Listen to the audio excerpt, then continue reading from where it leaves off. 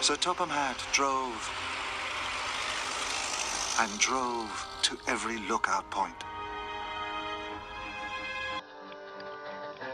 High in the hills, the narrow gauge engines puffed and peered. But no one could find Thomas. Sir Topham Hatt stood by the tumble tower. Everyone was tired. Everyone had tried their hardest, but there was no sign of Thomas. Sir, we have to find Thomas, peeped Percy. He found Great Waterton. It's his town. We can't have the opening without him. All the engines agreed. You're quite right, Percy. Boom, Sir Topham Hatt. We must find Thomas. Stanley also knew how important Thomas was. He chuffed away thoughtfully.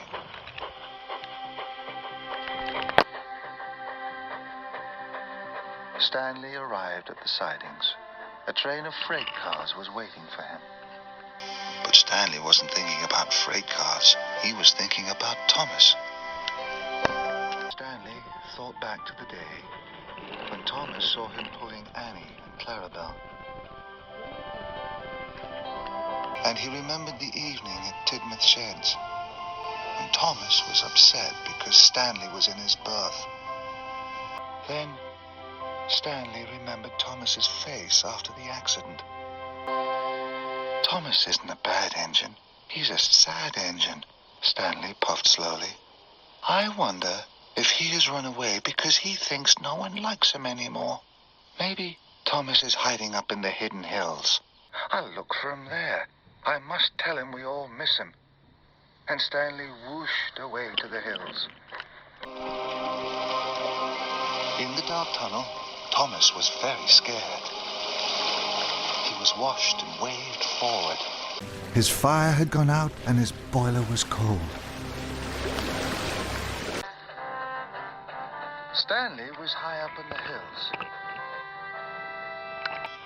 Where are you, Thomas? We miss you, he whistled. But only his echo came back. We miss you. The river was rushing, and Thomas whooshed with it off into the darkness. Suddenly, he crashed through a thick wall of bushes. He flew across a ravine and hit the ground with a bump. Thomas slid down a hill. Trees and rocks were everywhere. Help! Thomas cried. At last, Thomas slithered to a stop at the bottom of the hill. He was stuck. Thomas saw he had landed next to an old track. But how am I going to get onto it? He cried. Thomas could do nothing but wait and hope. Stanley had looked everywhere. He couldn't find Thomas. Soon he would have to go back to work at Great Waterton. Thomas was thinking about Great Waterton. He thought about the tower, and the moment Stanley's freight car smashed into it, the tower tumbled down. I wish I hadn't made Stanley pull all those freight cars.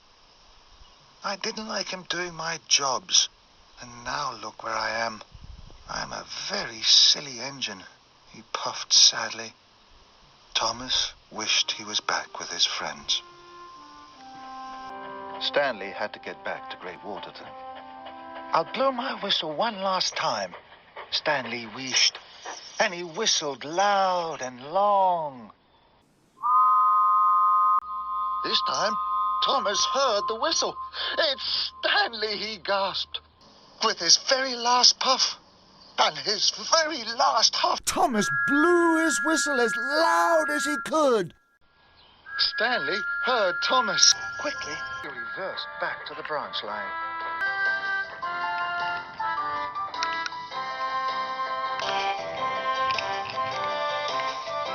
Thomas, he whistled happily. Is that you? Thomas had run out of puff. He couldn't whistle again. He could only wait. Then Thomas saw Stanley chuffing around the bend. "Stanley," he cried, "I'm very happy to see you." "Thomas," whistled Stanley, "where have you been? Did you run away?" "No," tooted Thomas sadly. "I was trying to be a really useful engine." Then Thomas told Stanley all about his adventure in the mine. Stanley was amazed. "Stanley," tooted Thomas, "I'm sorry that I was horrible to you. I was wrong, and I was silly to be cross that you were in charge. I want to be your friend." Stanley smiled. "Thomas," he wished, "we will be friends, and I'll have you back on that track in no time." Soon, Stanley was hooked up to Thomas. Then Stanley huffed and puffed. Thomas was very heavy. There was a lot of water in his firebox. Stanley didn't give up. "I can do it," he wished. And with a mighty heave, Stanley pulled his friend back onto the track. "Hooray!" tooted Thomas. Then there was a very loud crack. The valve in Stanley's boiler had burst. Stanley was a very strong engine, but pulling Thomas had been too much. Now he couldn't move. Stanley felt very sad. "Don't worry," whistled Thomas. "It's my turn to help you. I'll shunt you home." Stanley smiled. Thomas was his new friend. There was nothing Thomas wouldn't do for Stanley. The fireman put Stanley's dry coal into Thomas's firebox. In no time at all, Thomas's boiler was bubbling. His steam was wheezing. "Here we go, Stanley," Thomas huffed happily. Stanley smiled back. And puff by puff, Thomas shunted Stanley along the track. It was very hard work. Thomas had to puff up hills and huff through bushes, but Thomas didn't mind. He was proud to push his new friend Stanley home. At last, Thomas and Stanley puffed into Great Waterton.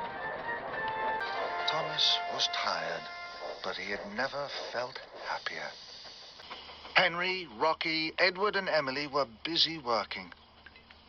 They tooted and whistled when they saw Thomas and Stanley, and soon the sound of engines' whistles were echoing around Great Waterton. The news spread throughout Sodor.